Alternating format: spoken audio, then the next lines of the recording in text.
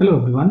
In this video section, we'll talk about the another kind of conversion called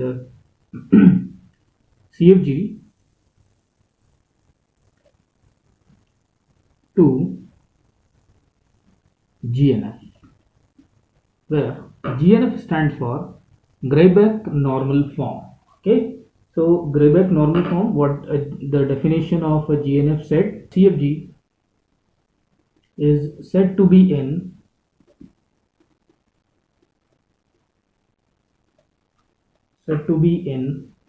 GNF if and only if all of its production are of the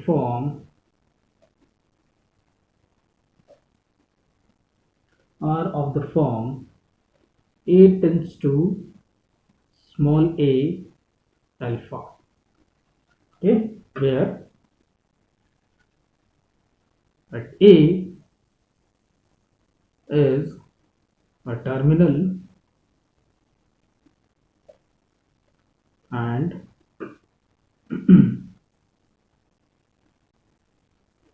alpha belongs to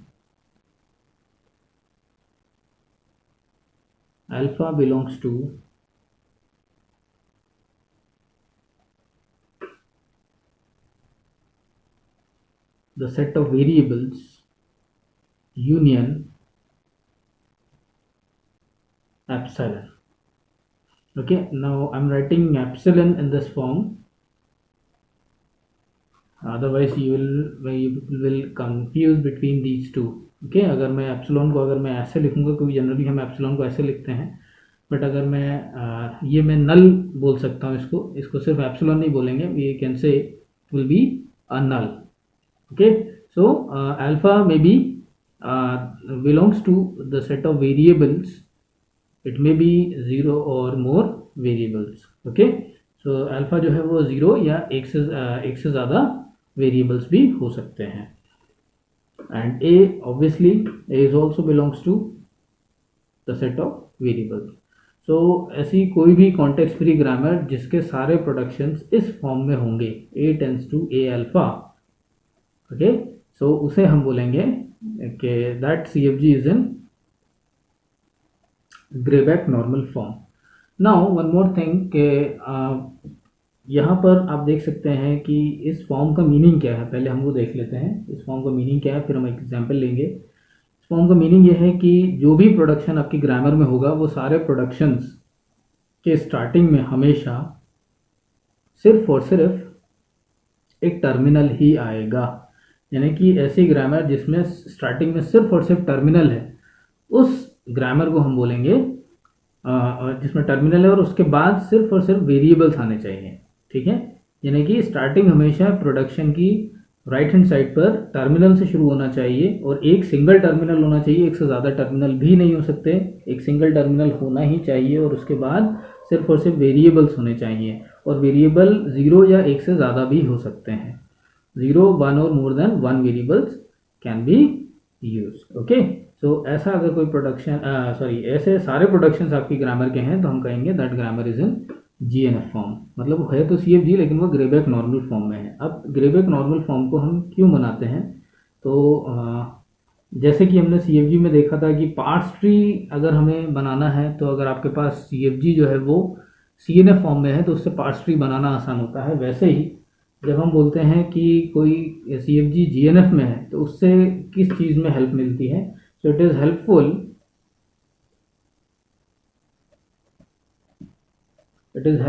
for making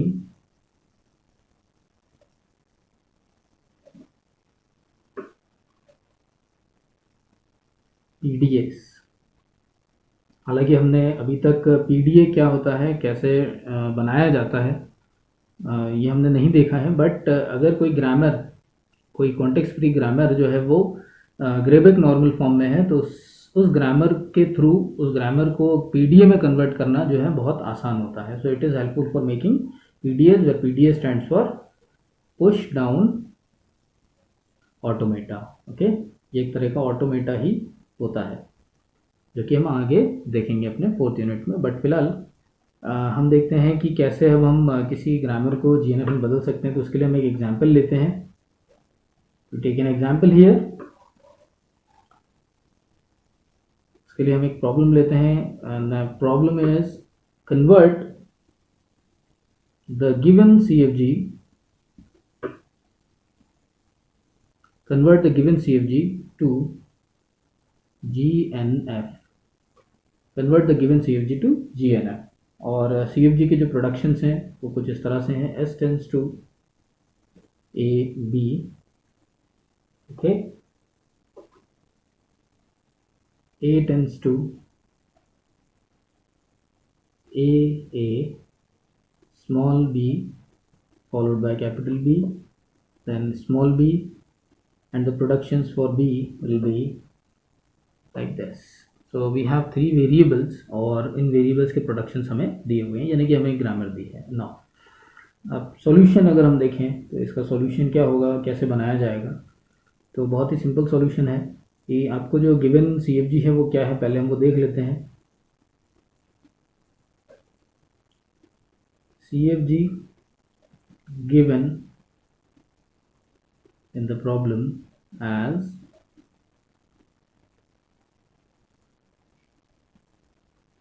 we have the productions of S to be A, B. A tends to the production to be like A oblique B, B oblique B, and B tends to small b। Now अगर आप यहाँ देखें तो इस CFG में जो productions दिए हैं आपको, ये प्रोडक्शंस हैं जो हैं, इन प्रोडक्शंस में आपको देखना है कि सारे प्रोडक्शंस किस फॉर्म में होना चाहिए, इस फॉर्म में होना चाहिए, यानी कि स्टार्टिंग में टर्मिनल आना चाहिए और उसके बाद वेरिएबल्स आने चाहिए, और फिर टर्मिनल नहीं आ सकता। अब अगर हम इस ग्रामर में देखें तो यहाँ पहला ही प्रोडक्शन जो है हमारा, उसके स्टार्टिंग में हमें क्या मिल रहा है, एक वेरिएबल मिल रहा है, जबकि हमें क्या मिलना चाहिए, एक टर्मिनल मिलना चाहिए। ओके, अब इसका जो तरीका है मैं आपसे बोलूँ कि आप उसको कैसे कन्वर्ट करेंगे जीएनएफ में, तो आप पहले ये देखें कि बाकी जो जितने भी वेरिएबल्स आपकी ग्रामर में हैं, क्या उन सभी वेरिएबल्स के जो प्रोडक्शंस हैं, क्या वो सारे प्रोडक्शन जो हैं वो जीएनएफ में है। तो अगर हम बी से शुरू करें, हमेशा मैं बॉटम अप अप्रोच फॉलो करता हूँ यहाँ पर। बी टेंस टू बी, क्या ये जीएनएफ में है। तो हम यहाँ पर प्रोडक्शन नंबर जो है हम ले लेते हैं। This is what we call the production number 1। Okay, so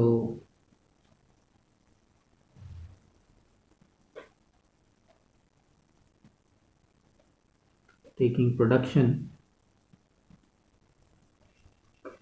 that is 1 2 3 4 and this will be 5. Okay, so we have 5 productions, so I am taking the bottom up approach. So taking production number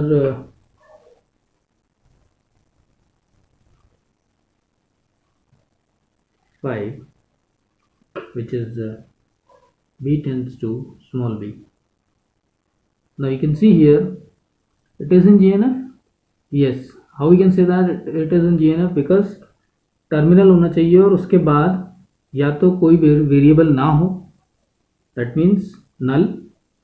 okay, और it may be, या तो वो नल हो या फिर alpha जो है वो क्या हो सकता है, वेरिएबल्स हो सकते हैं। ठीक है, तो हम देख सकते हैं यहाँ पर इसके पीछे कुछ भी नहीं है, यानी कि नल है।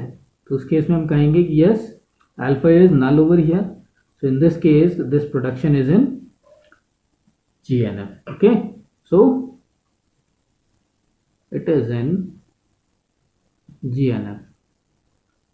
okay, because compare with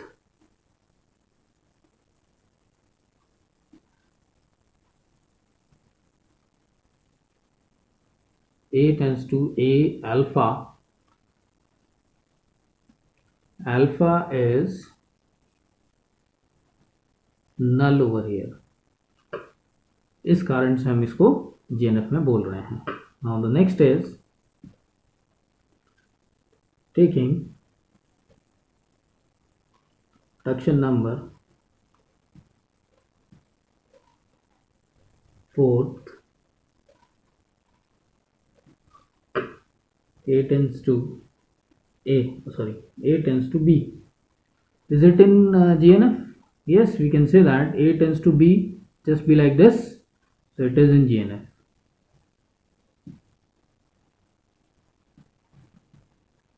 Okay, then taking production number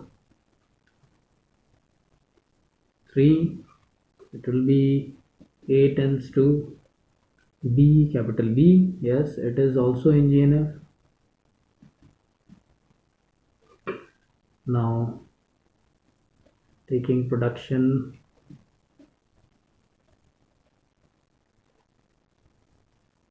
number 2, A tends to A. It is also in GNF. Why? Because एक टर्मिनल उसके बाद कितनी बार भी वेरिएबल्स आ सकते हैं, तो यहाँ एक ही वेरिएबल है। ऐसे ही यहाँ पर देखें तो एक टर्मिनल उसके बाद एक सिंगल वेरिएबल है, so it is in GNF. Okay, then the next will be taking production number 1,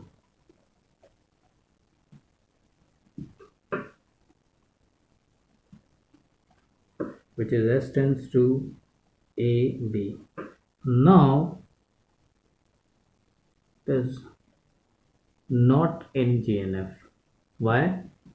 क्योंकि राइट हैंड साइड पर क्या होना चाहिए, पहला टर्मिनल होना चाहिए, जबकि यहाँ पर क्या है, ये पहला वेरिएबल है।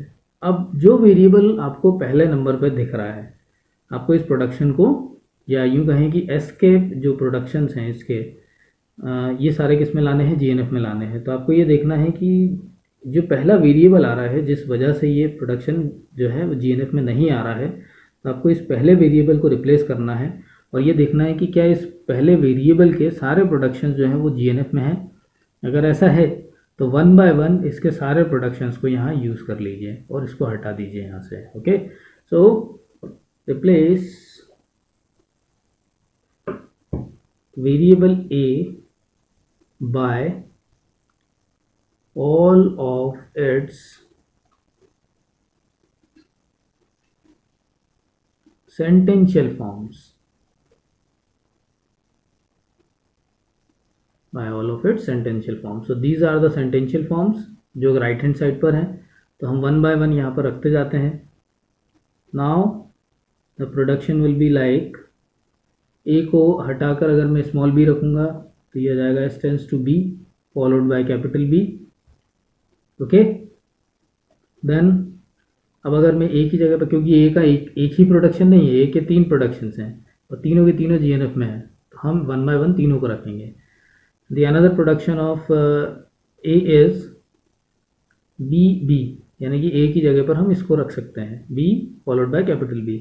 सो अगर मैं इस जगह पर, इस ए की जगह पर बी और बी रख दूंगा तो प्रोडक्शन क्या होगा राइट हैंड साइड पर, दैट विल बी बी। ये किसकी जगह पर आ गए, इस ए की जगह पर ये दोनों आ गए, ठीक है, और बचा हुआ ये जो बी है ये भी आ जाएगा oblique.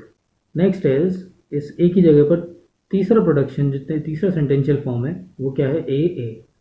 So you can use ए। इस ए की जगह पर ए आ गया और फिर बी आ गया। यू कैन सी हियर एक टर्मिनल, उसके बाद एक वेरिएबल, एक टर्मिनल दो वेरिएबल, एक टर्मिनल दो वेरिएबल, ठीक है। क्या ये इस रूल को फॉलो कर रहे हैं? यस, एक टर्मिनल और उसके बाद कितनी बार भी वेरिएबल्स आ सकते हैं, या कोई वेरिएबल नहीं भी होगा तो भी एक्सेप्टेबल है। तो यहाँ पर देख सकते हैं एक है या दो है, that means it is in, now it is in GNF। Okay, so अब देखें अगर हम, तो B के सारे प्रोडक्शन GNF में हैं, A के सारे प्रोडक्शन GNF में और S के भी सारे प्रोडक्शन GNF में आ गए हैं। So resultant grammar will be is like S tends to B followed by B, okay, then A, B, A tends to ए के तीन प्रोडक्शंस, तीनों को हम वन बाय वन यूज़ कर लेते हैं, जो थे एज इट इज़ हम उनको वैसे ही लिखेंगे क्योंकि ये ऑलरेडी जीएनएफ में है। तो A B B oblique B के the next is B tends to, B का जो प्रोडक्शन है वो as it is, sorry. Now the resultant grammar which is in GNF. आप देख सकते हैं बहुत ज़्यादा इस तरह का प्रॉब्लम जो है बहुत ज़्यादा टफ या नहीं होता है, बहुत सिंपल सा प्रॉब्लम आता है। लेकिन हम देखते हैं दूसरा प्रॉब्लम, क्योंकि हमेशा आपको एक जैसे ही प्रॉब्लम आए ज़रूरी नहीं है। You need to consider one more category of problem here. So will take another example. जल्दी से हम दूसरा एग्जाम्पल लेते हैं। convert the CFG,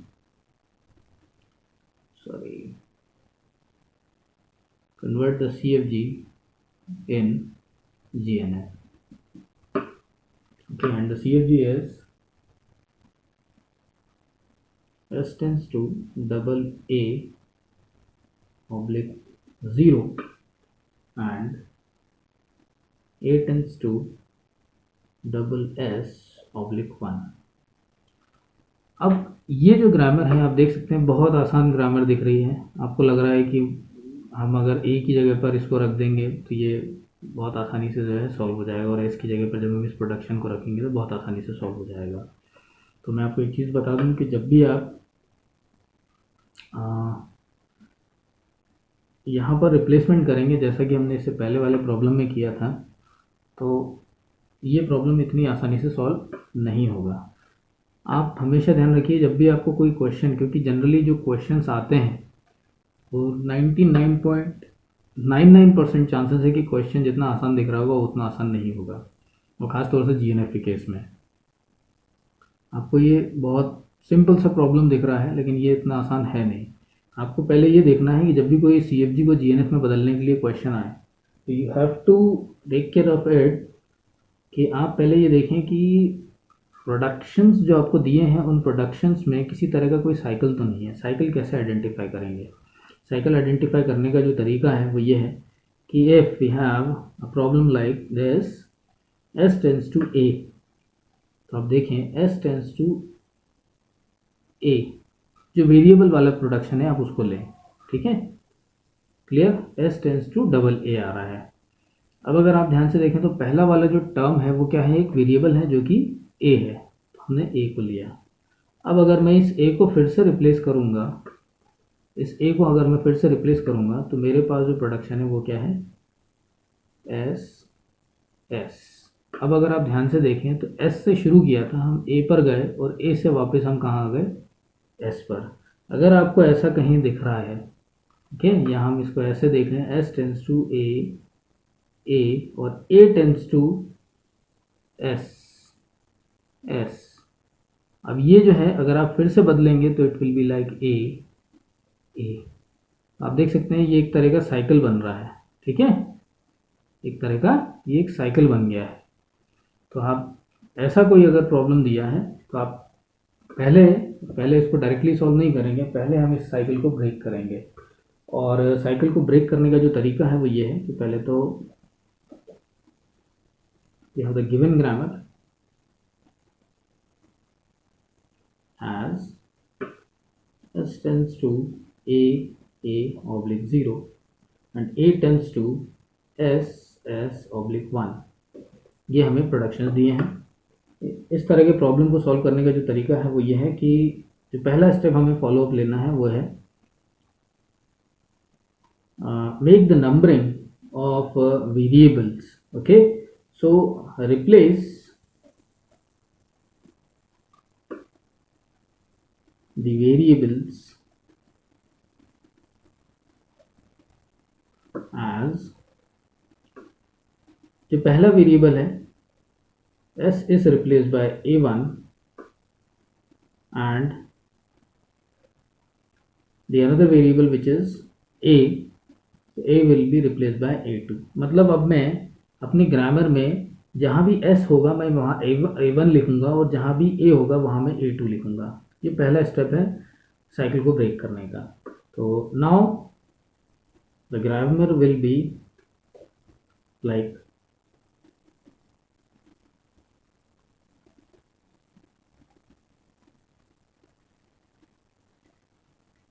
A1 tends to A2, A2 oblique 0। A1 is S, A और ये दोनों A के लिए क्या आ गया, A2 A2 0। फिर A2 टेंड्स टू S की जगह पर क्या आ गया, A1 A1 oblique 1।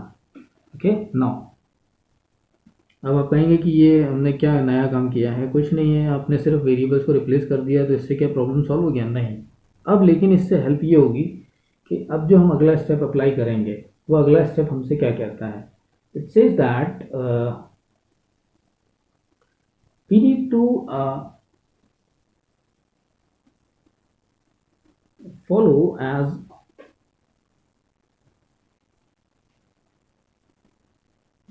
in the resultant grammar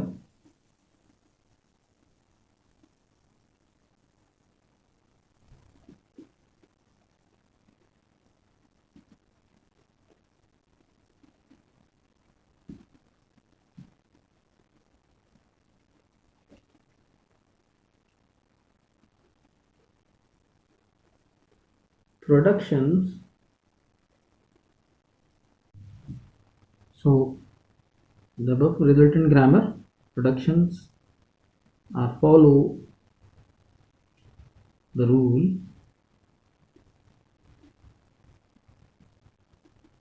they are must be in this form, like A alpha tends to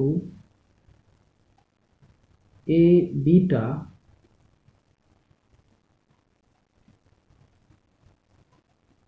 delta, where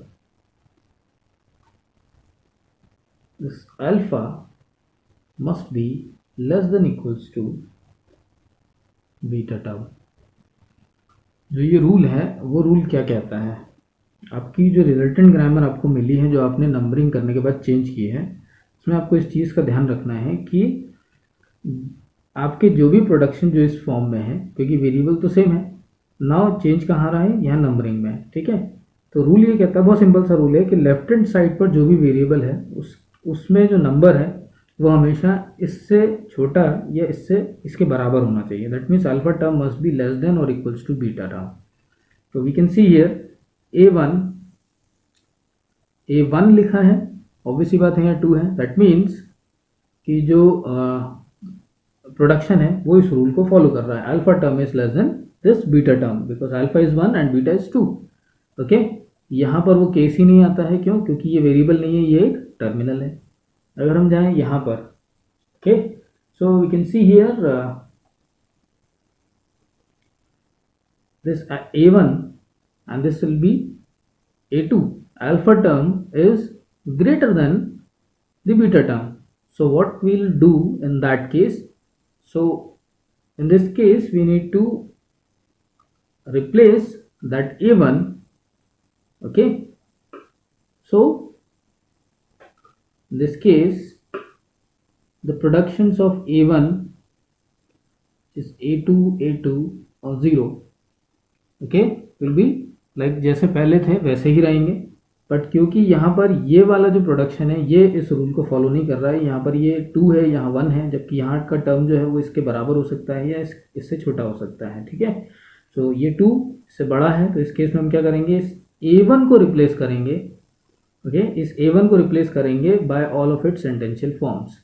so in this case A2 will be like, इस A1 की जगह पर क्या आ जाएगा, A1 के productions आ जाएंगे जो कि ये हैं A2 A2, ओके, और फिर ये जो A1 है वो एज इट इज रहेगा, okay. Then the another production of A1 is 0, so it will be like, इस जगह पर आ जाएगा 0, फिर A1 जो एज इट इज वैसे ही रहेगा, क्लियर, और आखिरी प्रोडक्शन जो A2 का है वो है 1। So you can see here what we have done, हमने इस A1 की जगह पर इसके जो प्रोडक्शंस थे उनको यूज़ कर लिया। पहले A1 की जगह पर A2 आ गया, तो A2 A1 ये रहा, फिर 0 यूज़ कर लिया इसकी जगह पर, तो 0 A1 आ गया, ठीक है, और फिर A2 का जो आखिरी प्रोडक्शन है वही है 1, ये चेंज हो गया। नाउ अब हम देख सकते हैं alpha term is less than beta term and then this alpha term is equals to the beta term, but अभी भी हमारा प्रॉब्लम सॉल्व नहीं हुआ है। अब हमें जो अगला स्टेप फॉलो करना है that is you need to replace this kind of problem is called the left recursion problem। इस तरह के प्रॉब्लम को हम बोलते हैं left recursion kind of problem. Okay, तो अब लेफ्ट रिकर्जन को रिमूव कैसे करेंगे? the production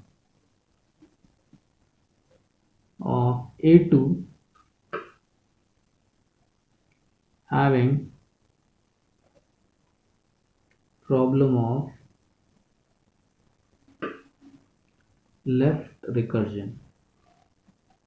जब भी आप इस स्टेप को फॉलो करेंगे तो आपके ग्रामर में लेफ्ट रिकर्जन आएगा ही, ये है।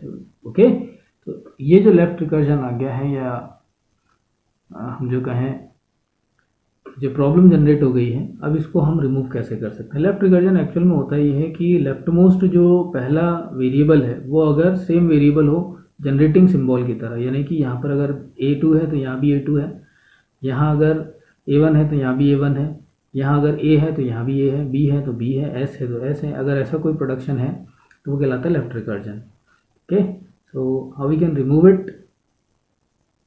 तो हम उसको किस तरह से रिमूव कर सकते हैं? तो we can remove it like, हमें एक रूल फॉलो करना होगा and that will be, so remove left recursion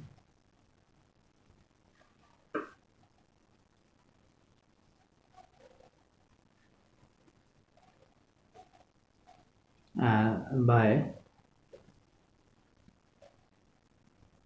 using formula below. अब हम जो फॉर्मूला ले रहे हैं हम उससे इस लेफ्ट रिकर्जन को रिमूव करेंगे। तो the formula is if we have a production like A tends to, हम एक एग्जांपल ले रहे हैं A alpha 1, A alpha 2 up to we have so many terms A alpha m, beta 1, beta 2 up to we have so many beta terms also Bn. So replace or rewrite it as A tends to beta 1 A dash, beta 2 A dash up to जितने beta terms हैं सबको लेना है, beta n A dash oblique beta 1 beta 2 beta n, then A dash tends to alpha 1 A dash, alpha 2 A dash, then up to जितने भी alpha terms हैं alpha m A dash। Okay, and then alpha 1 alpha 2 alpha 2 जितने भी आपके alpha terms थे m। Okay, सो आपको इस formula को यूज़ करना है। नाउ अब अगर हम देखें so you can compare the productions of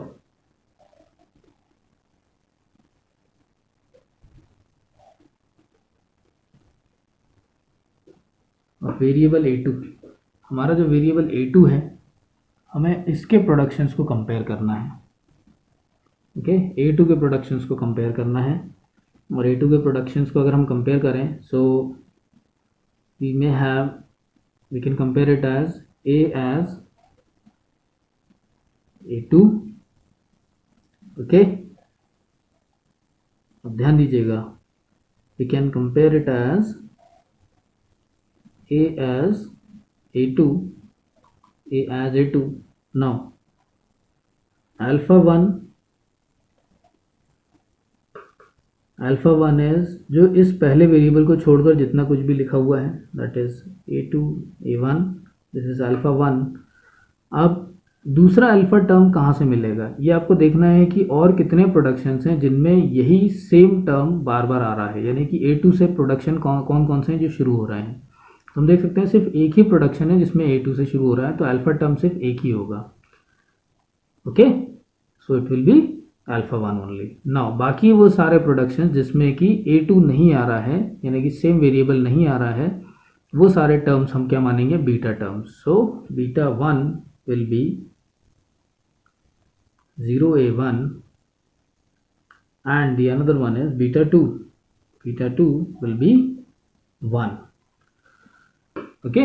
सो अगर हम इसको इससे कंपेयर करें तो वो सारे टर्म्स जिसमें सेम वेरिएबल पहले नंबर पर आ रहा है, वो सारे के सारे जो हैं उसके पीछे जितने टर्म्स लिखे हैं वो सारे के सारे अल्फा टर्म्स होंगे। तो यहाँ पर एक ही प्रोडक्शन है जिसमें ऐसा हो रहा है, तो अल्फा 1 ही मिलेगा, ओके।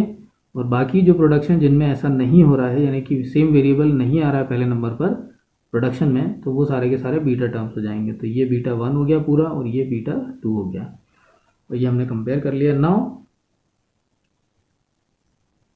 द प्रोडक्शंस ऑफ, अब अगर मैं इसको कन्वर्ट करूँगा तो मैं उसको इस तरह से कन्वर्ट करूँगा, इस फॉर्म में, okay. So now the productions of A2 will be like, A2 is beta 1 A dash, मतलब बीटा टर्म जो है वो पहले आएगा, ये आ गया beta 1 0A1, okay. A dash का मतलब यहाँ पर ये है कि जो आप अल्फ़ाबेट यूज़ कर रहे हो उसी के ऊपर डैश लगा दो। तो यहाँ हम अल्फ़ाबेट यूज़ कर रहे हैं A2, so we need to make it as A2 dash oblique, okay. Beta, अगर और बीटा टर्म्स हैं, जितने बीटा टर्म्स हैं सबके लिए ऐसा करना है। तो बीटा टर्म अगर दूसरा क्या है 1, so beta 2 which is 1, A dash means A2 dash here, okay. फिर और कोई बीटा टर्म है नहीं है, सिर्फ दो ही बीटा टर्म थे, तो ये वाले टर्म्स हो गए। अब n इसलिए लिखा है क्योंकि जनरलाइज फॉर्मूला था, ओके। तो जितने भी बीटा टर्म्स होंगे सबको लिखना है, उसके बाद फिर बीटा टर्म्स आएंगे, सिर्फ A डैश नहीं आएगा। So now we have beta term which is 0A1 oblique the another beta term which is 1, so we need to write it here. Now क्योंकि आपने ग्रामर के अंदर एक नया वेरिएबल इंट्रोड्यूस किया है तो आपको उसके भी प्रोडक्शंस को जनरेट करना होगा। So A2 will be, it is not equals to, it will be arrow the productions, okay. Now the productions of A2 dash, ये जो हमने नया वेरिएबल जनरेट किया A2 dash, इसके प्रोडक्शंस क्या होंगे, A2 डैश के प्रोडक्शंस क्या होंगे, alpha 1 A dash, okay. Now the alpha 1 is A2 A1, okay. Alpha 1 A dash means A2 dash, then the next production will be alpha 2 A dash, so alpha 2 term कोई नहीं है, छोड़ दीजिए, जब alpha term खत्म हो जाएंगे तो सिर्फ अल्फा टर्म्स को लिखा जाएगा, A डैश टर्म को हटा दिया जाएगा। तो alpha 1 which is A2 A1, तो ये A2 डैश के प्रोडक्शंस आ गए, okay. No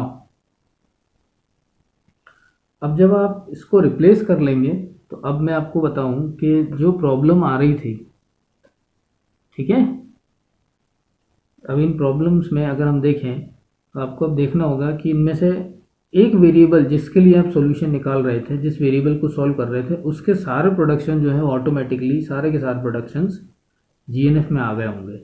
You can see here productions of A2, okay. So I'm just writing it here as, you can see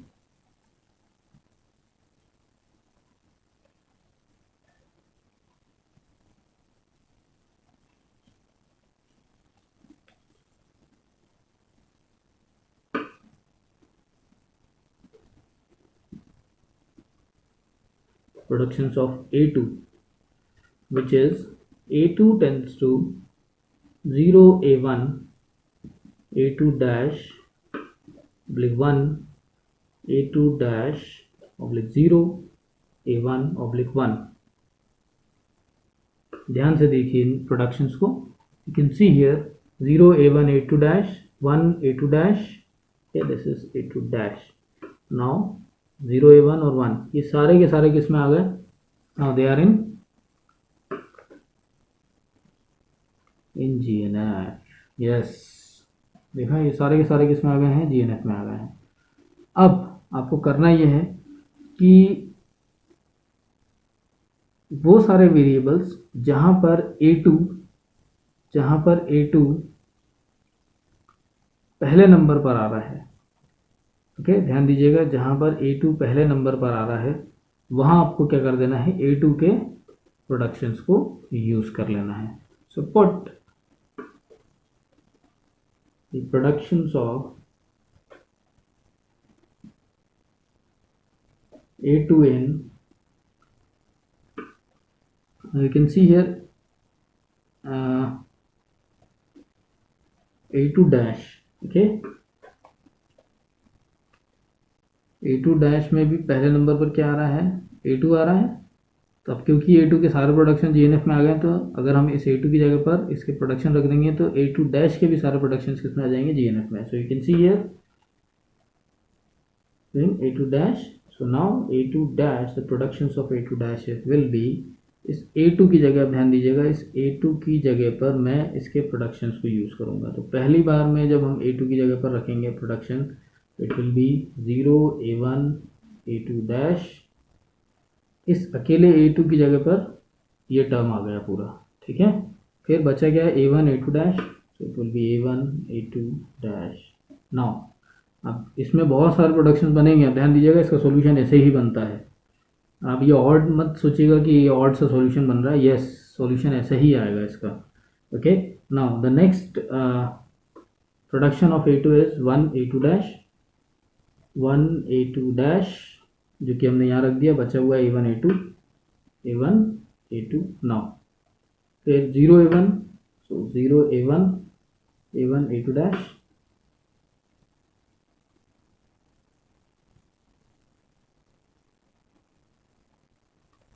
okay,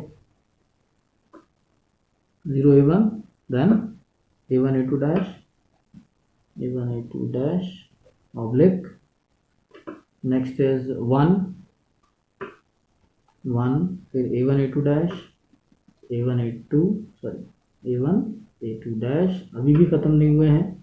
next is अगली possibility यहाँ पर आएगी A2 के लिए, फिर से A2 के चारों प्रोडक्शंस को हम यहाँ इस वाले प्रोडक्शन में रखेंगे। सो it will be like 0 A1 A2 dash followed by A1, now 1 A2 dash followed by A1, 0 A1 followed by A1, 1 A1। you can see here A2 dash के जितने भी प्रोडक्शंस हैं वो सारे के सारे किस में आ गए हैं? GNF में, because they all are starts with a single terminal, और उसके बाद सारे के सारे वेरिएबल्स आ रहे हैं, okay. So now they are in GNF। अब बचता है आखिरी आपका जो variable which is A1। So put productions of, क्योंकि यहाँ पर भी पहले नंबर पर A2 आ रहा है, productions of A2 in A1 also, okay। So you can see here now A1 will be like, ठीक है, ये वाला प्रोडक्शन है A2 0। now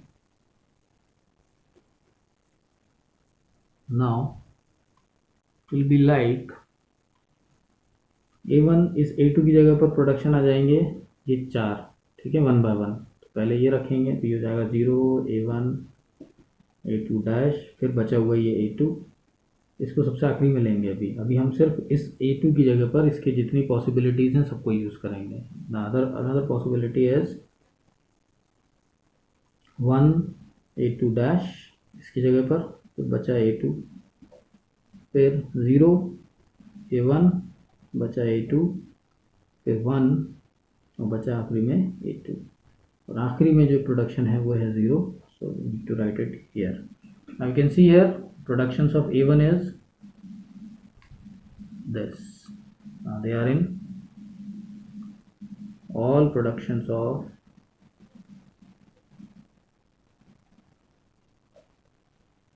A1 is in GNF. Okay now अभी भी क्वेश्चन अब हालांकि एक तरह से ख़त्म हो चुका है, क्योंकि इस ग्रामर में जितने भी वेरिएबल्स आपने जनरेट करे हैं, चाहे वो A1 हो, चाहे वो A2 हो, चाहे वो A2 डैश हो, सबके प्रोडक्शन जो हैं वो सब किस में आ गए हैं, GNF में आ गए हैं। अब हमें इसको ग्रामर को वापस उसी फॉर्म में लाना है जो हमारी एक्चुअल ग्रामर थी, यानी कि इस फॉर्म में। ठीक है, so we need to replace it again like resultant grammar कि हमारी फाइनल ग्रामर होगी। Okay, so reconstruct the actual grammar variables with their corresponding productions. So the resultant grammar will be, अब A1 के लिए हमने क्या, A1 किसकी जगह पर यूज़ किया था, A1 यूज़ किया था हमने, you can see A1 को हमने यूज़ किया था S के लिए और A2 को यूज़ किया था A के लिए। अब जहाँ जहाँ A1 होगा मैं S रखूँगा और जहाँ जहाँ A2 होगा मैं वहाँ A रखूँगा। ठीक है, सो कैन सी सबसे पहले हम A1 के ही प्रोडक्शंस लिखेंगे, तो that will be S tends to 0, A1 की जगह पर S, A2 की जगह पर सिर्फ A आएगा कि A2 जो है वो हमने A के लिए यूज़ किया था, तो ये हो जाएगा A dash, then A followed by 1, A 0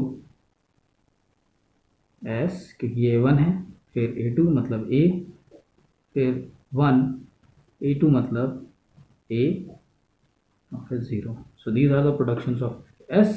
देख सकते हैं आप ये सारे प्रोडक्शंस किस में है, GNF में है, क्योंकि सब टर्मिनल से स्टार्ट हो रहे हैं और उसके बाद सिर्फ और सिर्फ वेरिएबल्स हैं। ठीक है, देन A हमने किसके लिए यूज़ किया था, A2 के लिए। सो A2 the productions of A2 will be like this, जो कि GNF में कन्वर्ट हो चुका है। Okay, so 0 A1, so that is 0 S, A1 is nothing but S, A2 dash means A dash, 1 A dash oblique 0 S oblique 1। Now अब ये बचा आपका आखिरी जो कि A2 डैश था। A2 डैश हमने ली but A dash, it starts from 0, then A1 is S, okay, A1 is nothing but S, the term called S, then A2 dash is nothing but A dash,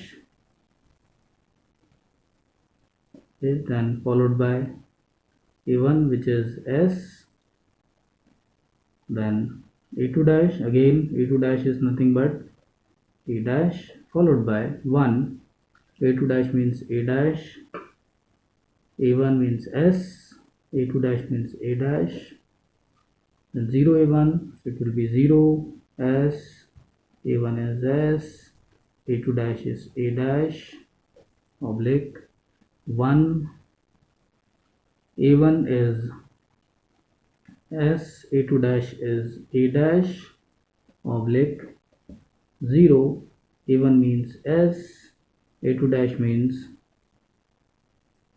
A dash followed by again S, 1, A2 dash means A dash, A1 means S, 0 A1, so it will be 0 S, 1 A1 means 1 S.